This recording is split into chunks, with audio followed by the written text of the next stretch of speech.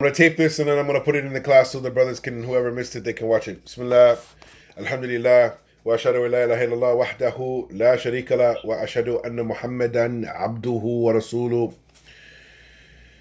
So, inshallah ta'ala, we are going to discuss the issue based upon this very beautiful book here. It is called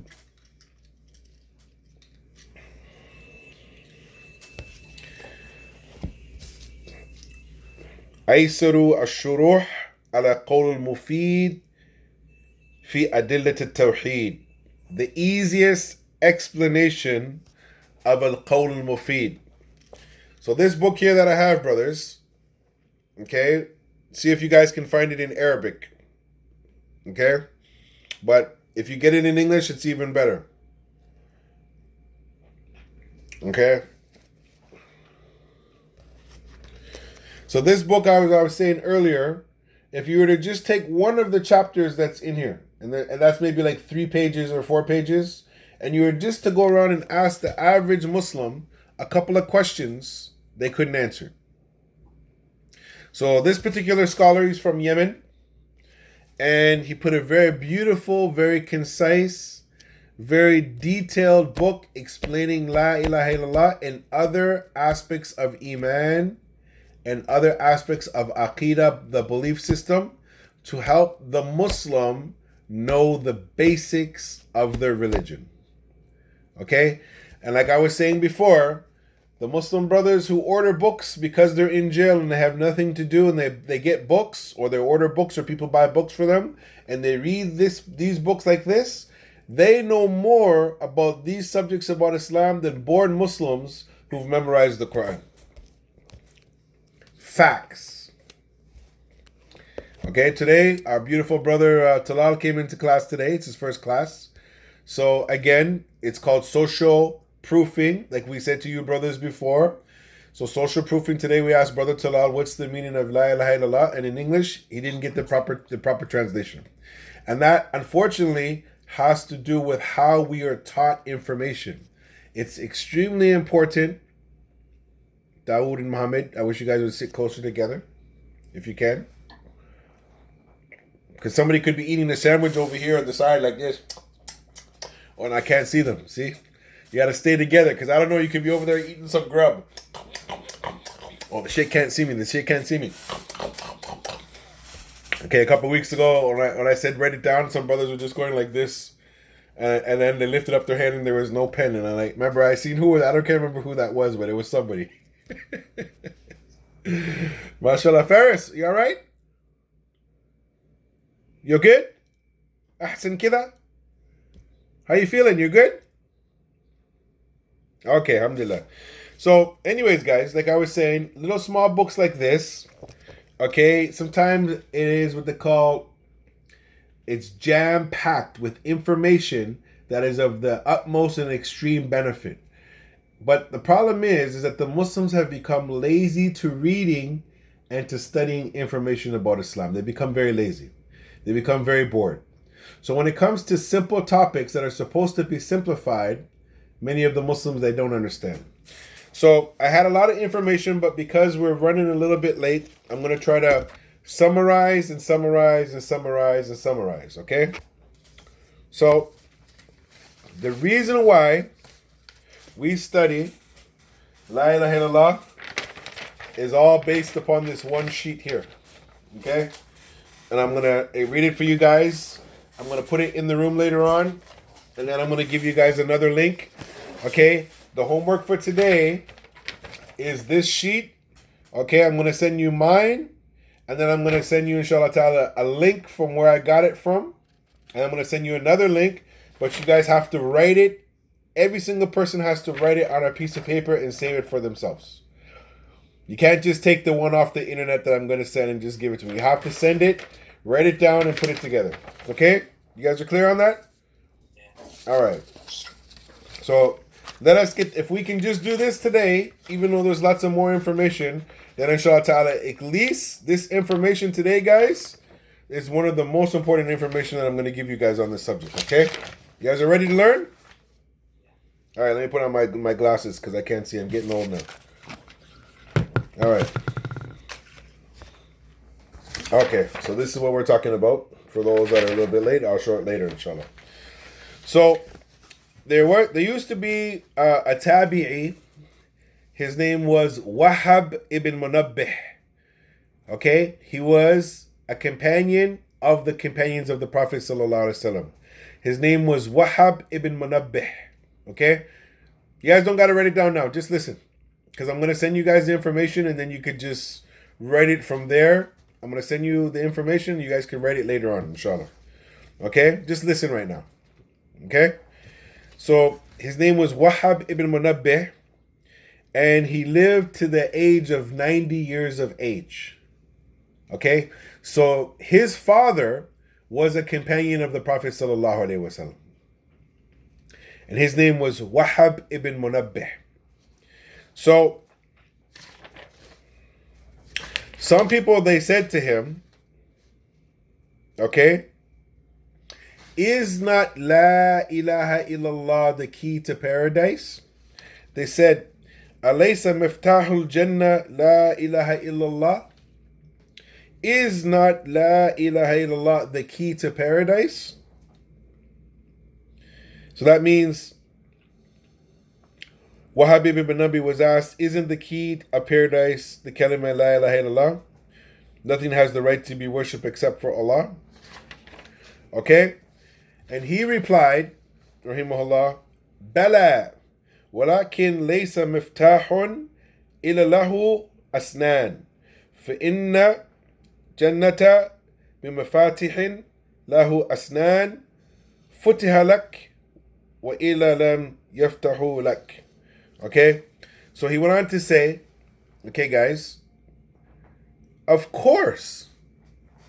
Let me see 1 second, guys. I gotta show you guys something. 1 second.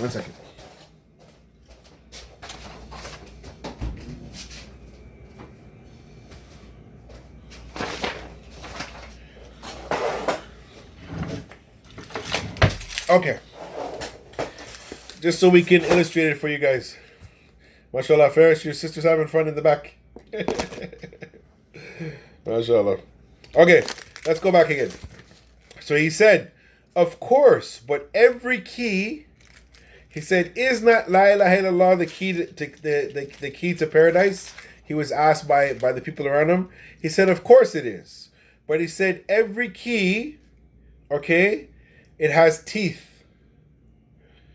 And if you bring a key that has the right ridges or teeth, then the door will open. But if not, it will not. So I have a key here, guys. Will this key open up the door to your house? No.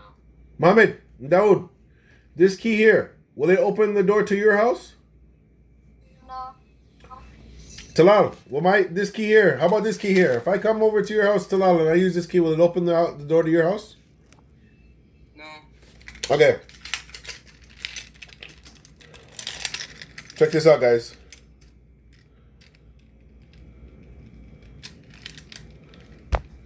How about these scissors? Can I open the door, Faris, to your house with this? Okay, guys, I'm showing here ridges and keys. Okay, I got to do it on the video so the brothers, if they can pay attention, those that missed the class. Okay, brothers, so what I'm showing the brothers in the class that are there is that each key, it has a ridge. So these keys, my key here can't open the door to anybody's house. So the Sheikh was basically asked, is La ilaha illallah, is it not the key to getting to the Jannah? And he said, of course it is. But he said it has its ridges. If you come with the right key, with the right ridge, it will open the door. So now the question comes right there. Why do you need to have ridges? The ridges, brothers, are the conditions. The ridges, brothers, are the conditions. So you cannot get into the house without the right ridges on the key. It's not any old key. You have to have the right ridges to get into the house. You guys understand that? And inshallah ta'ala, we're going to explain that over a period of time, what these ridges are. So this shows you guys that he was asked the question, because the people were saying, because it's easy. Look, you don't even have to open your mouth to say La ilaha illallah. Watch me. La ilaha illallah. La ilaha illallah. La ilaha illallah. La ilaha illallah, la ilaha illallah. You don't got to move your lips. It's so easy to say. But it has conditions. So some Muslims, they believe if they just say la ilaha illallah, everything is all good. No, there's conditions to that. Okay? In the time of the Prophet ﷺ, the Arabs at that time that weren't Muslim, they didn't even want to say la ilaha illallah. They would not even say it because they knew what it meant. Many Muslims now, they say it and they don't have a clue what it means. They don't have a clue. Okay? There's even scholars in Islam, they don't know what it means. You guys believe that or not? Yes or no? Yeah. Okay, how so? No. All right, here's the deal, guys. In Islam, there's different types of scholars. There's scholars of history, Islamic history. There's scholars of hadith. There's scholars of fiqh. There's scholars of tajweed. There's scholars of the Arabic language. There's scholars of tafsir. There's many different sciences in Islam. So this is a science within the sciences of Islam. We are studying the science of what? What's the science that we're studying, guys?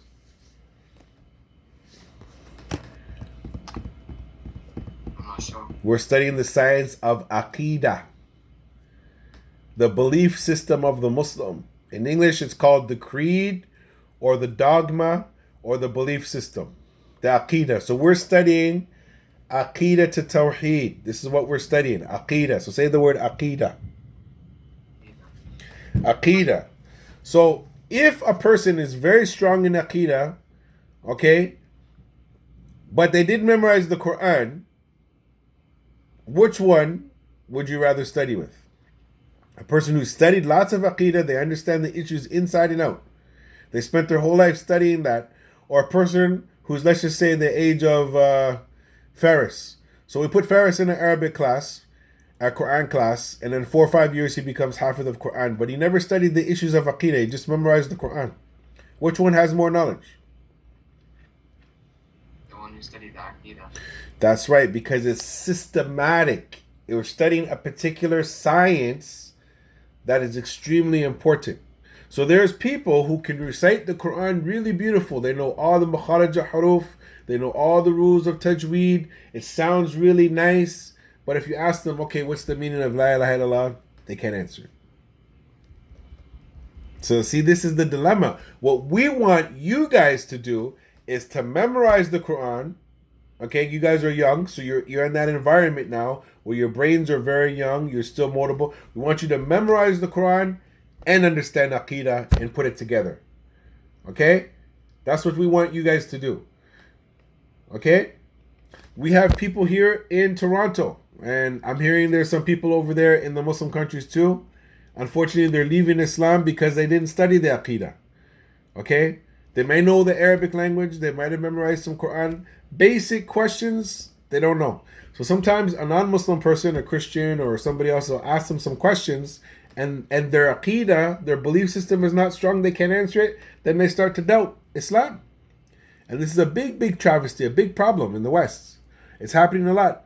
There was a couple of students some years ago, they were leading the people in Qiyam, making the Salat al-Qiyam, Tarawih, okay? And they have very beautiful voices, the people were crying.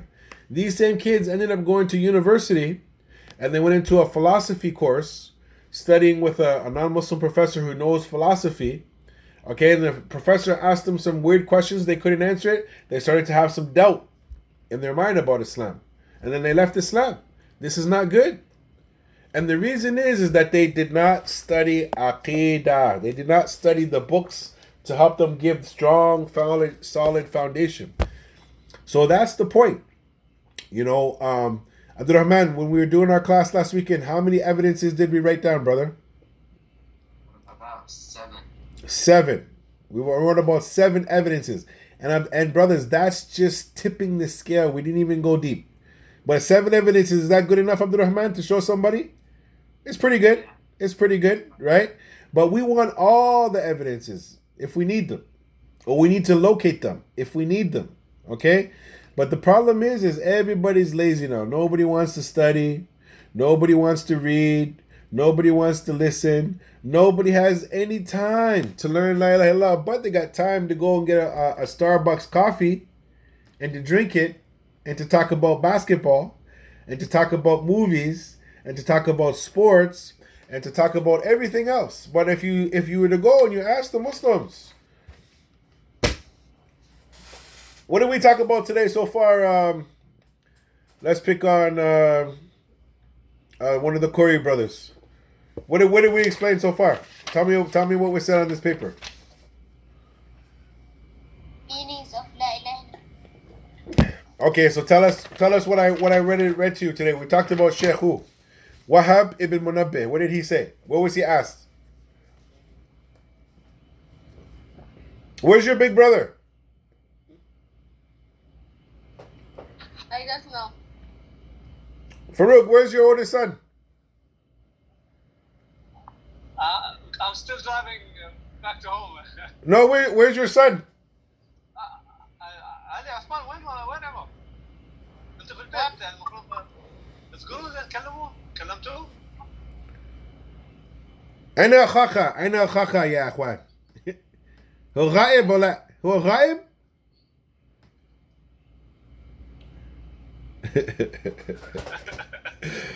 Okay, Mohammed Dawood. Maybe he's having something else engaged. I'm not sure. Okay, la bets. Okay, so brother Talal, tell me about the story of Wahab ibn Munabbih.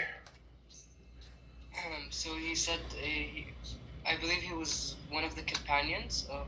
Oh no, he said that there was a companion that asked the Nabi about. Okay, he was a tabi'in. He was a tabi'in. That means he was the generation after the companions. Okay, go ahead. Okay. And so there was a person that asked the Nabi about La ilaha illallah. Say it again. Is it not enough? No, go back. You said something. That's it to the Nabi sallallahu. No, not the Nabi. His name was Wahab ibn Munabbih. Wahab ibn Munabbih. Did a person ask him, or did they ask someone? No, they asked him. Wahab ibn Munabbih was a scholar. He was a scholar. So they asked him, They asked him, is it not enough to say La ilaha illallah to get into paradise? No, he said, is La ilaha illallah not the key? Is La ilaha illallah, sorry. Right, no problem. I'm going to send you guys the information. But I want to teach the class first, and then I'm going to send it to you. Because if I just send it to you guys, you know what people do? When you send stuff for them for free and they didn't work for it? Oh, I have this. Oh, let me just put it here. And okay, that's good. Oh, mashallah, I got it for free. They don't value it. You have to work for it first. The Muslims have become very lazy people. Very lazy people. Okay, so then what else? What else did he say? Talal. There were the rigids of the key. That were the conditions. Yep. In order to, it's not that simple to just say like La ilaha illallah. There are like the conditions that you have to go through in order to enter paradise. That's right. Very good. So this is important, brothers, because many people are just hoping that if they just say La ilaha illallah, that inshallah ta'ala it's all good. So we have people that are drinking alcohol, they got girlfriends and boyfriends, they're robbing, they're stealing, they're cheating, they're lying to their parents. But if they just say La ilaha illallah, that's it, they'll go to the Jannah. It doesn't work like that. There's a lot of conditions to this La ilaha illallah. Okay? And we have to learn them so we can earn the Jannah. Who here thinks that Jannah is for free? Put up your hand. Jannah is feminine. It is very expensive. And you're going to be tested in this dunya, in this life, whether or not you deserve to go into the paradise. Me and you, may Allah bless us all and forgive us all and allow all of us to get to the Jannah. Say Ameen. Okay. So this piece of paper here, guys, we're going to send it to you. You guys are going to get my copy, and I'm going to send you the link. Now, before I'll tell you guys exactly where this quotation is. Let me just pull it up. It's very important. Let me see. Or did I move it? Let me see. I got too many pages open here. Okay. Hold on one second. Unfortunately, I closed the page. Let me see. Yeah. Okay. So I have the page, inshallah ta'ala. I'm going to send it to you guys. But this particular narration, anybody here? Okay, let me ask you guys a question. Where'd you guys go? I lost you. 1 second. Okay. What is the most authentic book for the Muslims? The most authentic book. What's the most authentic book? The Quran, right? Sorry. The Quran, right? Okay, what's the next most authentic book after that? That we take our religion from. After the Quran, what is the next most authentic book?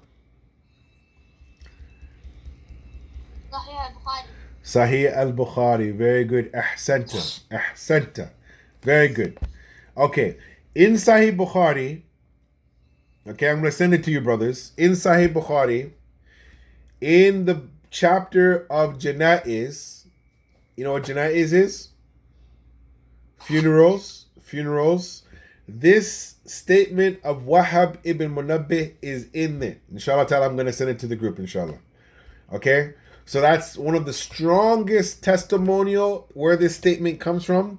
It's coming from Sahih al-Bukhari. Imam Bukhari, rahimahullah, he put that in there as one of his title headings in his Sahih al-Bukhari in Kitab al-Janaiz. Okay? So this shows you how strong and how old this narration goes back to some of the oldest people in the chains of narration to show you that this is very solid. Okay? So now, when you guys are growing up, okay, you'll find that the Muslims, if you ask them, they've never heard of this statement, except for maybe some old sheikhs, some old people in their 60s, 70s, 80s, they might have heard it.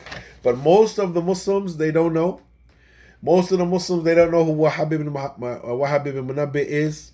Most of the Muslims, they don't know that the key to La ilaha illallah, what it is, right? They don't know what the conditions are. So here we have a book that's been preserved for us, Sahih Bukhari. It's thousands of years old, and nobody reads it. So how are we going to learn our religion if we don't? If you look at Brother Muhammad and Dawood, you guys got a big book stand behind you, right? Those are books behind you, right? Is that right? You guys read those books? Which books did you read? Show me the book that you read. Go pick one up and show me the book that you read. Show me a book that you read. Go pick a book from there that you've actually read the whole book from cover to cover. I'm just trying to prove a point here. Where did he go? Where'd your brother go? He went to get a book? Okay, let's see. Show me the book that you guys read. Let me see it. What's it called? Loud, Muhammad. Huh? Okay, you read that book from cover to cover? You read the whole book? Okay, that's a good start. Right now I'm reading 15 books at the same time. 15 books I'm reading at the same time. I get bored, so then I read some of this book, then I can't read it anymore, I have to put it down. Then I read maybe this book, then I get bored of this book after a while, I can't read it anymore, and then I put it down. Then I get another book. Okay, this book is about life and organizing your life. I'll read some of this, then I'm like, okay, I can't read anymore. And then I'll read something else. And then over a period of time, I start finishing these books. Then I can say, yep, I read this book from cover to cover. Okay, like this book here, I read it from cover to cover. One of the best books ever put out. Okay, this book, I'm still reading this book. This little small book, I thought I read it. Okay, but I didn't read it because I was looking through it and I was like, oh, I didn't finish reading this book. Because for me, when I read the book, you see here, what do you guys see about this book? What do you see about it? It's highlighted. It's highlighted. So I know if I finish the book, if I go back to the back pages of the book, okay, and the second last back page, and the third last back page, and if it's not highlighted, then I know for sure I never read the whole book. So for me, when I read a book, I usually have one of these with me. I got a whole bunch of them in my car, in my office, in all my bags. I have maybe 3-4 bags with these. Are these important? Why are these important? You can highlight the important bits of the book. Why? Why do we highlight stuff? You know that we've read Look it. back to it. Say it again. We know that we've read it. What else?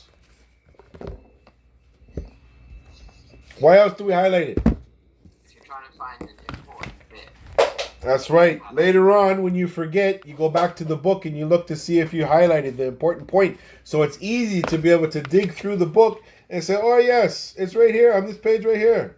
Oh, yes. And then you read it. You see? Look at this book. Look.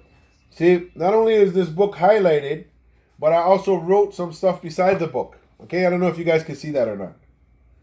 Okay? That's to go back over information. And this is part of being a student of knowledge, is that also in this book here, you'll see here, see these things I have on my book?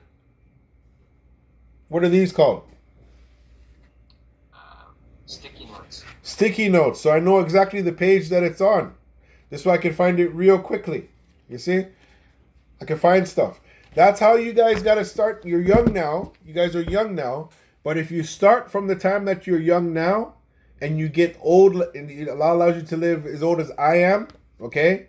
I'm old enough to be everybody here's father, except for Sheikh Farouk, okay? You guys will have information that you've accumulated over a period of time, a lifetime, that now you'll be able to say, oh yes, this topic, I remember studying it 20 years ago. You go, you grab the book, you go, oh yes, it's right here. Here you go, bam, boom, bam, bing, bang, finished conversation. You don't got to argue with the people anymore.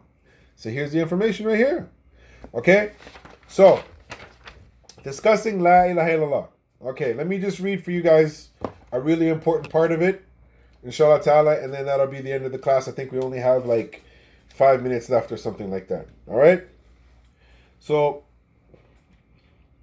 the Shaykh, he goes on to say in this particular book, okay, I think this book was sent in Arabic in the class. One of the brothers had, I believe he, oh no, it's not this book. Maybe it is. Yeah, I think it is. Okay, so the Shaykh, he goes on to say, this is authored by a Sheikh Muhammad, the son of At-Tamimi. And it's been explained by Sheikh Saleh Al-Fawzan. Anybody know who Sheikh Saleh Al-Fawzan is? Anybody know who the Sheikh is? Anybody know who LeBron James is? Nobody knows who LeBron James is? Anybody know who Michael Jordan is? Anybody know who Messi is or Ronaldo? Yeah. So how come you guys know these guys but you don't know Sheikh Saleh Fawzan? How come you guys don't know him? How come you don't know this great scholar? He's still living. He's one of our grandfathers. He's in his the Sheikh is in his 80s.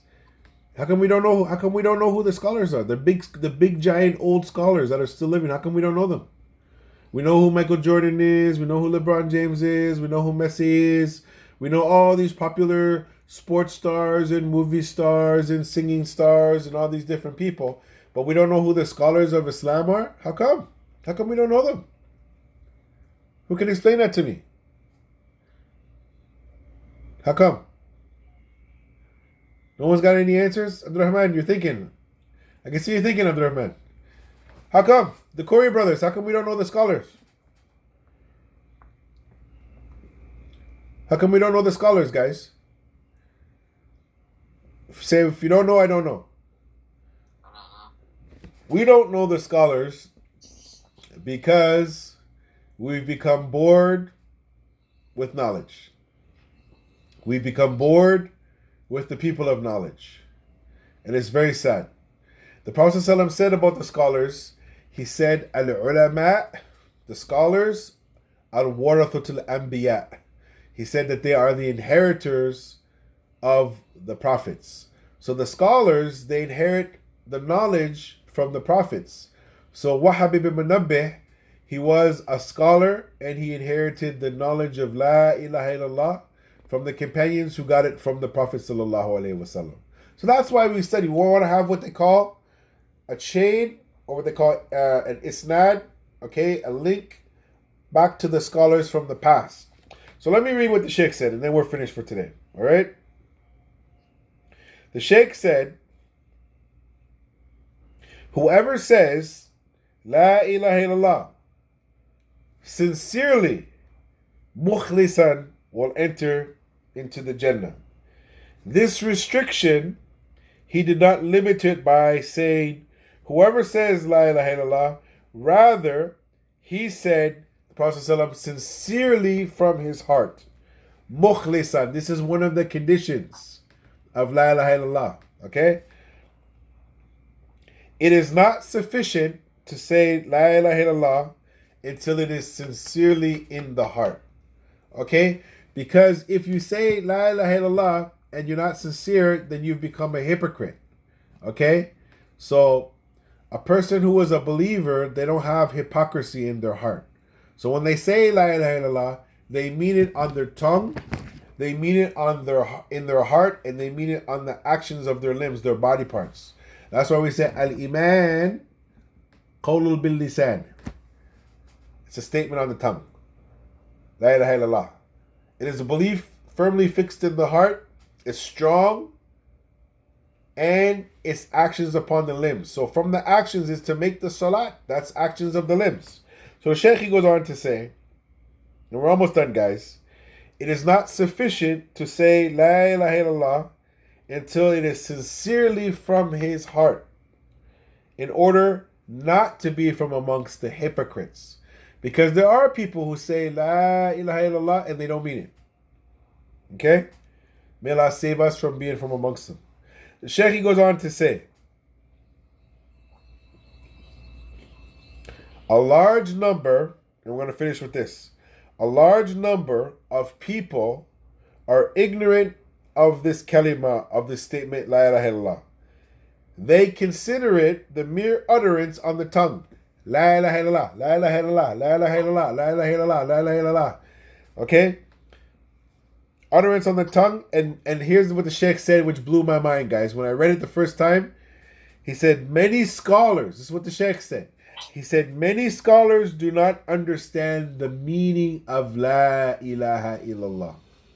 He didn't say the general population. That's me, that's you guys, that's the old lady, that's your mom, that's your sister. He said the scholars. He said many scholars, he said, and many scholars do not understand the meaning of La ilaha illallah.